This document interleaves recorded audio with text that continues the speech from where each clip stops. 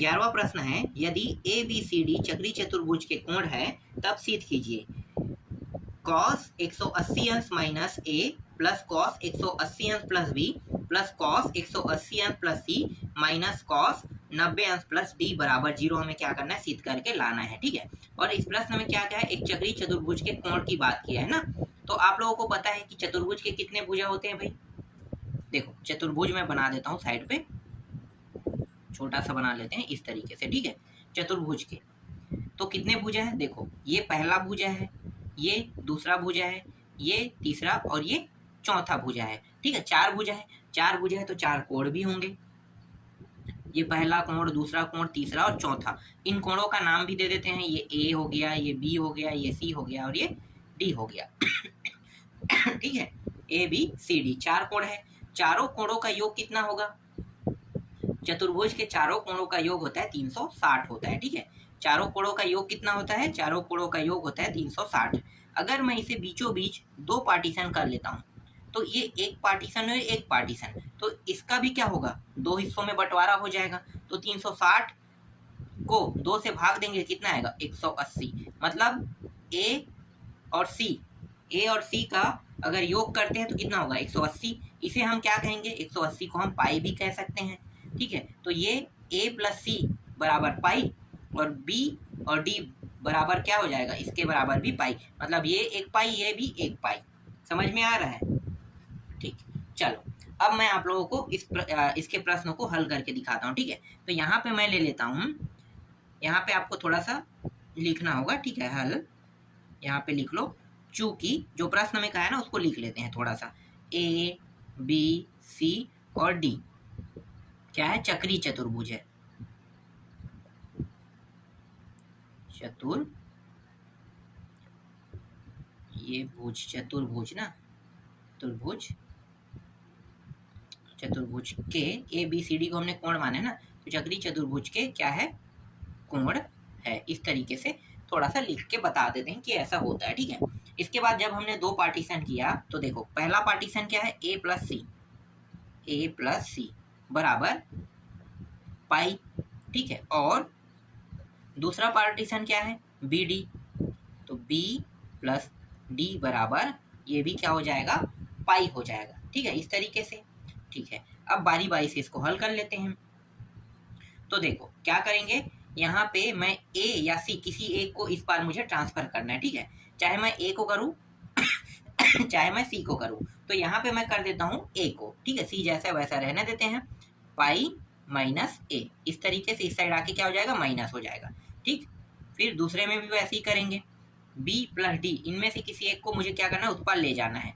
तो क्या प्राप्त हो जाएगा, बी का मान प्राप्त हो जाएगा, डी का मान प्राप्त हो जाएगा। तो यहाँ पे मैं बी को रख देता हूँ, तो पाई माइनस डी, तो बी का मान पाई माइनस डी हो गया। ठीक है, अब क्या करेंगे, इसमें कॉस का ना गुणा कर देते हैं। तो कॉस का जब गुणा करूंगा तो ये एक समीकरण बनेगा और ये दूसरा समीकरण बन जाएगा। तो कॉस का जब मैं गुणा करूंगा तो ये कॉस सी बराबर कॉस पाई माइनस ए, ये क्या हो गया, आपका एक समीकरण हो गया। तो ये पहला समीकरण बना, और यहां भी कॉस का गुणा करेंगे तो कॉस बी बराबर कॉस पाई माइनस क्या हो जाएगा, डी। ये आपका दूसरा समीकरण बन गया। ठीक है, पहला और दूसरा दोनों समीकरण यहाँ पे प्राप्त हो गया। ठीक, अब प्रश्न को उठाते हैं। ठीक है, प्रश्न क्या है देखो, अब मैं पूरा प्रश्न को लिख लेता हूँ। तो यहाँ पे मैं लिख लेता हूँ कॉस 180 अंश माइनस ए दिया हुआ है, प्लस कॉस 180 अंश प्लस बी दिया हुआ है, फिर प्लस, फिर कॉस 180 अंश प्लस सी लिखना है। ठीक है, ये प्रश्न है दिया हुआ है, उन सभी को हम क्या कर रहे हैं, लिख रहे हैं। फिर माइनस दिया हुआ है, इसके साथ जुड़ा हुआ है ना साइन 90 अंश प्लस डी। इस तरीके से प्रश्न जो है वो दिया हुआ है। ठीक है, ये प्रश्न है, ये प्रश्न का लेफ्ट हैंड साइड है। ठीक है, करने क्या वाले हैं इससे, तो देखो यहाँ पे cos 180, मतलब ये क्या है, 180 माइनस ए है, और यहाँ पे क्या है, मतलब पाई क्या है, पाई 180 के बराबर है ना। तो समझो कि ये क्या है 180 माइनस ए और यहाँ भी 180 माइनस ए है। तो इसका मतलब क्या है कि इसके स्थान पर मैं क्या मैं cos c रख सकता हूँ? बिल्कुल रख सकता हूँ। तो मैं यहाँ पे समीकरण 1 से इसके स्थान पर cos c रख लेता हूँ। ठीक है, cos c मैंने रख दिया। ठीक, फिर प्लस, और यहाँ पे है cos 180 माइनस प्लस b दिया है ना। तो यहाँ पे मैं क्या करूँगा, देखो cos 180 प्लस b में क्या होगा, cos का cos ही रहेगा, मतलब 180 है, लेकिन ये प्लस है ना। तो आपको तो पता है कि cos जो है प्लस 270 प्लस थीटा और 360 माइनस थीटा में प्लस में होता है, इसके अलावा बाकी में क्या होगा, माइनस। तो ये हो जाएगा माइनस और यहाँ पे b। ठीक है, थीटा की जगह में b है, तो माइनस cos b हो जाएगा। ठीक, फिर यहाँ पे फिर प्लस दिया है और यहाँ पे देखो c वाला ऑप्शन दिया हुआ है, यहाँ भी क्या होगा, यहाँ भी ये माइनस में आ जाएगा cos c, इस तरीके से। फिर माइनस यहाँ पे लगा हुआ है। ठीक है, ये माइनस जो है साइन 90 प्लस थीटा दिया हुआ है ना, तो साइन ये माइनस हम रख लेंगे। ठीक है, अब यहाँ पे सिर्फ आपको क्या दिखाई दे, साइन 90 प्लस थीटा, मतलब 90 प्लस डी, मतलब 90 प्लस थीटा वाले मान में क्या होता है, साइन जो है वो 90 प्लस थीटा में प्लस होता है। ठीक है, प्लस होता है, तो ये क्या हो जाएगा, इसका जो चेंज मान होगा वो कॉस होगा, तो ये कॉस डी आ जाएगा। ठीक है, क्या हो जाएगा, कॉस डी हो जाएगा इस तरीके से।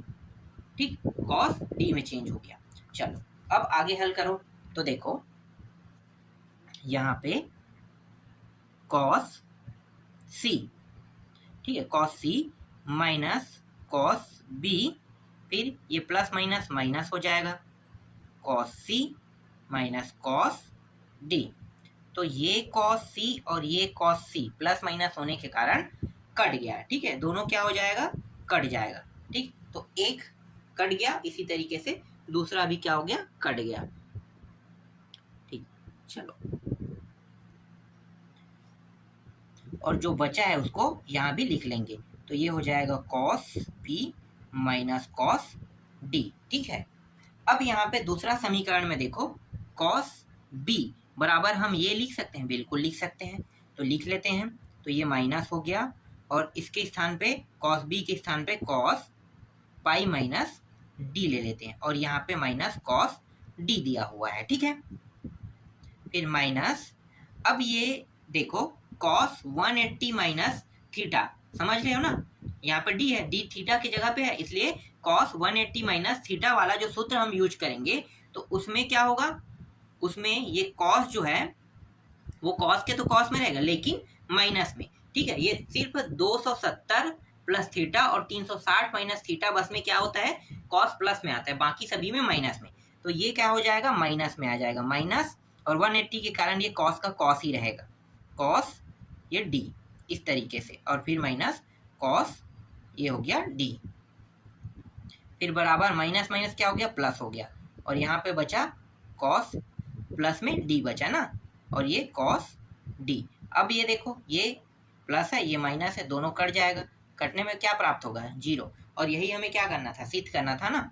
तो इस तरीके से ये सिद्ध हुआ। देखो कितना आसान प्रश्न था बस बनाने के तरीके आपको पता होना चाहिए। ठीक, तो इस तरीके से हमने समीकरण के माध्यम से आसानी से इस प्रश्न को हल कर दिया। चलो अगला प्रश्न देखते हैं। इसके बाद 12वां प्रश्न है, यदि b प्लस सी बराबर 60 अंश, तब सिद्ध कीजिए कि साइन 120 अंश माइनस बी बराबर, हमें सिद्ध क्या करना है, साइन 120 अंश माइनस सी हमें सिद्ध करके लाना है। ठीक है, ये काफी सरल प्रश्न है। चलो इसको भी हल कर लेते हैं। हम क्या करेंगे, लेफ्ट हैंड साइड को लेकर चलेंगे, राइट हैंड साइड को सिद्ध करेंगे। तो चलो मैं यहाँ पे पहले प्रश्न को लिख लेता हूँ। लेफ्ट हैंड साइड ले रहे हैं, लेफ्ट हैंड साइड बराबर साइन 120 अंश माइनस बी। ठीक है, ये हम मान ले लेते हैं। ठीक है, ये हमने ले लिया। अब यहाँ पे देखो जो चीज हमें सिद्ध करके लाना है, मैं यहाँ पे साइड में लिख देता हूँ, आपको पता होना चाहिए कि हमें यही चीज सिद्ध करके लाना है। ठीक है, ये आपको लिखना नहीं है, लास्ट में हमें ये उत्तर लाना है, इसलिए मैं यहाँ पे लिख के रख रहा हूँ। ठीक है, देखो मुझे ना क्या करना है, यहाँ पे देखो क्या है, यहाँ पे बी है, यहाँ पे सी है, बस इतना ही चेंज करना है। तो मैं डायरेक्ट इसे बी को सी नहीं मान सकता, ठीक है, डायरेक्ट मैं बी को सी नहीं मान सकता। तो मैं क्या करूँगा, मैं थोड़ा सा यहाँ पे ट्रिक लगाऊंगा, साइन लिखूंगा। ठीक है, यहाँ पे मैंने लगा दिया 180 लगा दिया। ठीक है, ये अपनी ओर से मैंने पाई को ले लिया। अगर मैं पाई 180 लेता हूँ या 360 भी लेता हूँ, समझो ना, मैं 180 ले रहा हूँ या फिर मैं 360 ले रहा हूँ, तो भी ये साइन के साइन में ही रहेगा, चेंज होगा क्या? नहीं होगा। इसलिए मैं यहाँ पे या तो 180 लूँ या फिर मैं यहाँ पे 360 ले सकता हूँ, दोनों में से किसी एक मान को मैं ले सकता हूँ। तो मैं यहाँ पे क्या ले लिया, 180 ले लिया। ठीक है, तो यहाँ पे 180 आ गया, 180 माइनस करके ये पूरा मान को मैं क्या करूँगा, एक अलग से कोष्टक में लिख लूँगा। ठीक है, तो ये 120 अंश माइनस बी, इस तरीके से मैं इसको क्या कर दूंगा, लिख लूँगा। इसको बड़ा कोष्टक में रख लो, ज़्यादा अच्छा रहेगा। ठीक, इस तरीके से। ठीक है, आप इसको हल करके देख लो, मान क्या आएगा, यही सेम प्राप्त होगा, ये वाला जो। ठीक है, same to same 180 minus B ही प्राप्त होगा। ठीक है, अब इसे और कैसे लिख सकते हैं, मात्र हमें लिखने के तरीके पे चलना है, इस प्रश्न को हल करना है तो लिखने के तरीके पे साइन, फिर मैंने यहाँ पे 180 जैसा वैसा रखा। ठीक है, इस अंदर को थोड़ा सा और हल कर लेते हैं। ठीक है, अंदर को मैं कैसे लिख सकता हूँ, यहाँ पे माइनस है। ठीक है, अंदर को मैं यहाँ पे मंझला कोष्टक लगा देता हूँ। अंदर में मैं यहाँ पे क्या करूँगा, 120 को यहाँ पे ऐसे ही रख दूंगा। ठीक है, 120 को ऐसे ही रख दूंगा, फिर यहाँ पे मैं लगा दूंगा फिर माइनस, फिर ये 60 अंश माइनस सी ले लूंगा। ठीक है, इस तरीके से। ये जो बी जो है ना, बी के स्थान पे मैं क्या रख रहा हूँ, बी के स्थान पे अब मैं रख रहा हूँ 60 अंश माइनस सी मैंने रख दिया, समझना। ठीक है, ये तो था, बस मैंने क्या किया, बी के स्थान पे 60 अंश माइनस मैंने सी रख दिया। ठीक है, क्या रख दिया, 60 अंश माइनस सी। यहां तक आपको समझ में आ गया? ठीक, आगे बढ़ते हैं। अब ये साइन 180 अंश, ठीक है, साइन 180 अंश माइनस, और यहाँ पे भी मंझला कोष्टक था ना, तो यहाँ पे अब एक कोष्टक कर लेते हैं। यहाँ पे 120 अंश ले लेते हैं, इस माइनस का अंदर गुणा करेंगे तो 60 प्लस में था तो क्या हो जाएगा, माइनस में हो जाएगा। और ये क्या है, माइनस में माइनस माइनस प्लस हो जाएगा, ये सी। ठीक है, इस प्रकार से इतना आ गया। ठीक है, देखो फिर साइन 180 अंश माइनस, ये दोनों क्या हो जाएगा, देखो एक प्लस माइनस घट जाएगा तो ये हो जाएगा 60 अंश प्लस में, और यहाँ पे प्लस सी प्राप्त हो जाएगा, इस तरीके से। ठीक, अब फिर क्या करूँगा, फिर से मैं इस माइनस को अंदर गुणा कर दूंगा इसको, तो ये माइनस 60 अंश हो जाएगा, और ये माइनस, ये प्लस, माइनस हो जाएगा सी, इस तरीके से। ठीक है, अब यहाँ भी क्या कर देंगे, घटा देंगे, 180 में 60 घटाएंगे तो 120 अंश आ जाएगा, और यहाँ पे बचेगा माइनस सी, और यही हमें क्या करके लाना था, सीध करके लाना था। तो ये आपका क्या हुआ, राइट हैंड साइड सीध हुआ, सीध।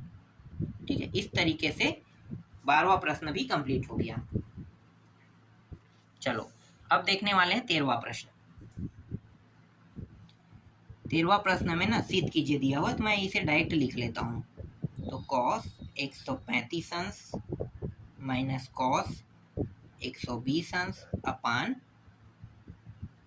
कॉस 135 अंश प्लस कॉस 120 अंश बराबर सिद्ध करके लाना है 3 माइनस 2 अंडर रूट 2, ये हमें सिद्ध करके लाना है। ठीक है, करना क्या है इसमें, तो देखो कॉस 135 और 120 अंश का मान मुझे पता नहीं है ना, तो मैं क्या करूँगा, इसे दो हिस्सों में तोड़ लूँगा। ठीक है, तोड़ के हल करते हैं।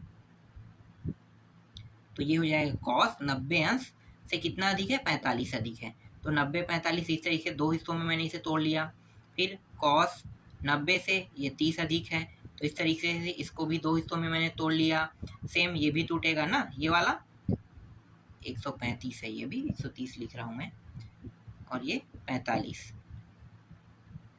फिर प्लस कॉस 90 अंश प्लस 30 अंश, इस तरीके से। ठीक है, ठीक, अब आप लोगों को पता होगा ये 45 अंश 30 अंश 45 और 30 थीटा की जगह पे है, तो मतलब ये 90 प्लस थीटा है। ठीक है, 90 अंश प्लस थीटा वाले मान को आपको पता होगा।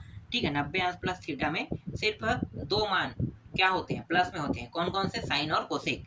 लेकिन यहाँ पे तो कॉस दिया है, तो इसके जितने भी वैल्यू होंगे वो सब किस में प्राप्त होगा? माइनस में। तो ये चेंज हो जाएगा माइनस में, तो माइनस साइन क्या हो जाएगा? थीटा की जगह 45 अंश 45, ये माइनस यहाँ पे पहले से माइनस दिया हुआ था ना, अब ये चेंज होगा तो और माइनस आ जाएगा। साइन थीटा की जगह क्या है? 30 अंश दिया हुआ है। इस तरीके से यहाँ पे भी माइनस कितना है? 45, और ये माइनस ये भी क्या हो जाएगा? 30 अंश में। इस तरीके से चेंज हो जाएगा। ठीक है, ठीक। अब ये साइन माइनस में है तो 45 अंश माइनस माइनस प्लस हो जाएगा, ये माइनस प्लस, और ये साइन 30 अंश हो गया, फिर अपान ये माइनस साइन 45 अंश और माइनस साइन 30 अंश। ठीक है, अब क्या करेंगे? इनके जगह पे मान रख देते हैं। चलो, ये माइनस 45 अंश है और ये साइन 30 अंश है, तो मैं क्या करूँगा? प्लस वाले को आगे में लिख लेता हूँ। तो इसका मान होगा 1/2, इसका माइनस है ना पीछे में, तो 45 का क्या होता है? 1/2 होता है ना, 2। चलो, इसी तरीके से यहाँ पे तो दोनों माइनस में है, दोनों माइनस में है तो क्या कर देंगे? दोनों माइनस में है तो माइनस को बाहर निकाल सकते हैं। चलो, मैं माइनस बाहर निकाल देता हूँ। इस तरीके से माइनस बाहर निकाल दो। अब लिखो, ठीक है, ये हो गया 1/2 प्लस 1/2, इस तरीके से लिख लेते हैं। ठीक है, तो इस तरीके से मैंने क्या कर दिया? लिख दिया। ठीक, अब ये नीचे में जो माइनस है इसे मुझे हटाना है, तो क्या करेंगे? हटाने का एक सिंपल तरीका है कि यहाँ पे ऊपर में ना माइनस का गुणा कर देंगे।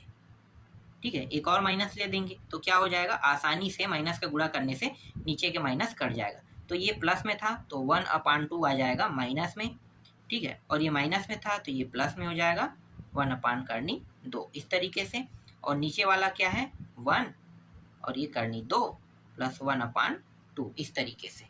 ठीक है, चलो, अब क्या होगा? देखो, यहाँ पे प्लस है ना, तो ये तभी जुड़ेगा जब नीचे के मान बराबर होंगे। यहाँ पे भी बराबर नहीं है, यहाँ पे भी बराबर नहीं है, बराबर होने पर ही जुड़ेगा।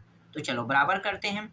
तो इस 2 का √2 का यहाँ पे गुणा हो जाएगा, तो ये आ जाएगा करनी 2 माइनस, फिर प्लस इसका इसके साथ गुणा, फिर साथ में इन दोनों का गुणा। इसी तरीके से यहाँ भी होगा 2 प्लस करनी 2, और ये हो गया 2 करनी 2, इस तरीके से। ठीक है, पहला और चौथे का गुणा, देखो क्या होगा? पहले और चौथे का गुणा, दूसरा और तीसरे का गुणा। तो आप लोगों को पता है कि पहला चौथे गुणा होगा तो ये ऊपर में चला जाएगा। ठीक है, तो ऊपर में चला जाएगा और ये नीचे में रहेगा, तो ऊपर और नीचे वाला हिस्सा होके दूसरा और चौथा क्या हो जाएगा? सेम है, तो कट जाएगा, तो काट दो इसे। ठीक है, बचा क्या? जो बचा है उसको मैं यहाँ पे लिख लेता हूँ, -2 प्लस 2। ठीक है, और यहाँ पे 2 प्लस करनी 2, इस तरीके से। ठीक है, इसे थोड़ा सा जमा के अब लिख लेते हैं, क्योंकि नीचे जैसा दिखाई दे रहा है वैसा ऊपर भी दिखाई देना चाहिए। तो 2 माइनस करनी 2, इस तरीके से 2 प्लस करनी 2, इस प्रकार से। अब करने क्या वाले हैं? ये जो नीचे में मान दिया है ना, इसका ऊपर नीचे गुणा कर देंगे। 2 और माइनस की जगह मैं बस प्लस रखूँगा, इस तरीके से। और यहाँ भी 2 फिर प्लस, नहीं, यहाँ भी माइनस, ऊपर में माइनस है मतलब नीचे में भी माइनस आएगा, इस तरीके से। ठीक, अब इसका और इसका गुणा और इसका गुणा, तो आपको पता होगा कि 2 माइनस करनी 2। ठीक है, या चलो गुणा ही कर लेते हैं, कहाँ कंजट करेंगे? 2 दूनी 4, लिखो 4, फिर -2 करनी 2, फिर इसका और इसका गुणा, तो ये माइनस में हो जाएगा, फिर 2 करनी 2 हो जाएगा, फिर माइनस माइनस प्लस हो जाएगा, और ये अंडर रूट है तो 2 बार हो रहा है, इसलिए पूरा 2 बन जाएगा, इस तरीके से। और नीचे वाला 2 और 2 4, और ये प्लस और माइनस है मतलब यहाँ पे माइनस आ जाएगा, और 2 और 2 क्या हो जाएगा? पूरा 2 बन जाएगा, इस तरीके से। ठीक है, चलो अब आगे हल करो। तो ये हो जाएगा, देखो 4 और 2 कितना हो गया? 6, तो ये हो गया 6, और ये दोनों जुड़ के कितना हो जाएगा? 4 करनी 2, इस तरीके से, और माइनस है माइनस में रहेगा, है ना, और ये घट जाएगा तो 2 बचेगा। इन दोनों में से 2 उभयनिष्ठ निकाल सकता है, बिल्कुल, तो 2 मैं उभयनिष्ठ निकाल लेता हूँ। 3 माइनस 2 करनी 2 इस तरीके से, और नीचे में 2 था, तो 2 और 2 कट गया, और हमें लाना क्या था, हमें सिद्ध करके लाना था 3 माइनस करनी 3 माइनस 2 करनी 2 लाना था सिद्ध करके, और यही क्या है, यही हमारा उत्तर है। देख लो, इस तरीके से 13वां प्रश्न भी सिद्ध हो गया। ठीक है, बाकी 2 प्रश्न और बचा है, उनको भी मैं जल्द से जल्द आपको बता दूंगा।